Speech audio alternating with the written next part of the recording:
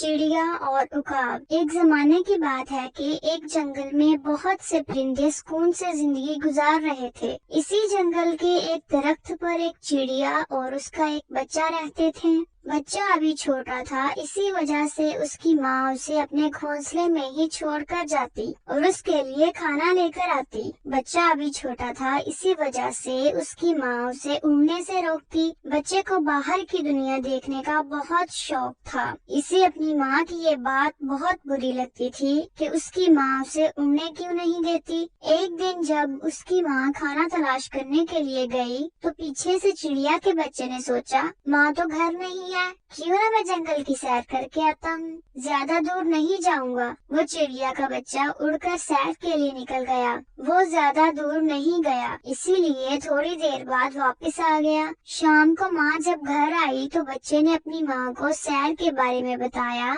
और ये भी बताया कि अब मैं सही से उड़ सकता हूँ, इसलिए मुझे भी उड़ने की इजाजत दें। चिड़िया को अपने बच्चे की ये सारी बात सुनकर बहुत गुस्सा आया। इसने अपने बच्चे को डांटा और बताया कि उकाब हमसे बहुत तेज उड़ सकता है, इसलिए तुम अपने घर से बाहर नहीं जाओगे। चिड़िया ने अपने बच्चे को सख्ती से मना कर दिया। वो कुछ दिन अपने घोंसले में ही रहा। फिर एक दिन जब उसकी माँ खाना तलाश करने गई हुई थी तो चिड़िया का बच्चा फिर सैर के लिए निकल गया। इसे लग रहा था कि वो बहुत तेज उड़ रहा है और कोई भी परिंदा उसे नहीं पकड़ सकता, और वो समझ रहा था कि वो सबसे तेज उड़ रहा है। अचानक एक उकाब उसके ऊपर आया और उसे पकड़कर ले गया।